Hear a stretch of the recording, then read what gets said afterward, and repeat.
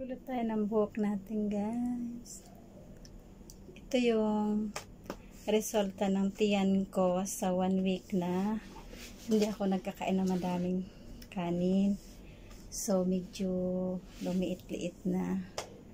Yung kakatalon-talon ng exercise na bawasan din. Tapos, plus bawas sa kanin. Kasi yung kanin talaga nakakapalaki ng tiyan.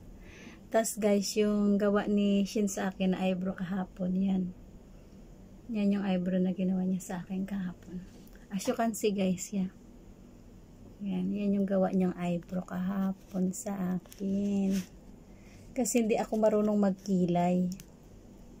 Kasi yan yung gawa niya sa akin. Ay, nakakatakot kasi magkulot. Kasi mainit masyado. Pero dahil gusto mong magkulot, gusto mong gumanda ang iyong buhok, ayan, magtiis kang mapaso. Yan na siya. Yan. So guys, kung gusto niyo magpakulot, hali kayo kasi pag-aralan ko kayong magkulot. Pag-aralan ko kayong magkulot guys. Kaya para mag-apply na lang ako sa salon guys. Apply tayo sa salon ng taga-kulot. At taga-straight ng buhok. Yan. Aray ko. Ang init. Yan. See guys. O yan na. Yan na siya guys. So, dito kasi umiiksi siya.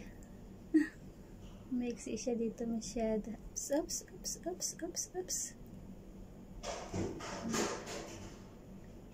Hala. Kalagdagan ng mga kayamanan. Kayamanan ng mga people.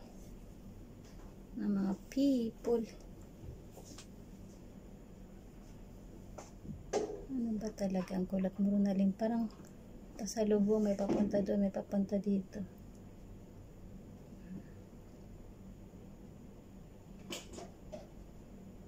Yan. Yan na. So dito.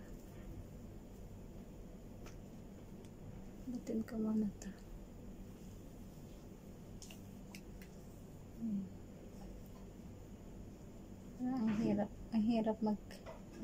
Ang hirap magpaganda guys.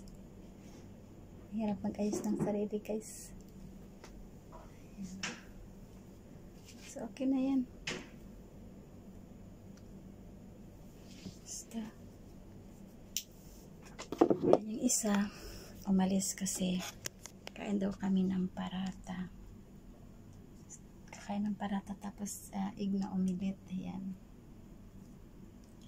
Kaya, gusto ko sana bumili na lang ng isang tray na itlog para ayaw, gusto bumili ng ilang piraso lang daw. Kasi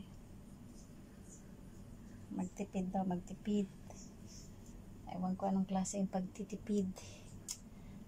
Pagtipid dito na ang lahat ay mahal na ngayon. Kahit anong tipid mo pa. Talaga. Lahat na tumataas. Ako na lang hindi tumataas. Charot. Sige na, bye-bye na guys. Kaya magpainit ako ng tubig. Kaya alas 9 na ito, mag alas 10 na. Hindi pa kami nag-almusal. Kasi nakatulog na ako kagabi. Tapos, nagising ako kasi ginising niya ako. Yun.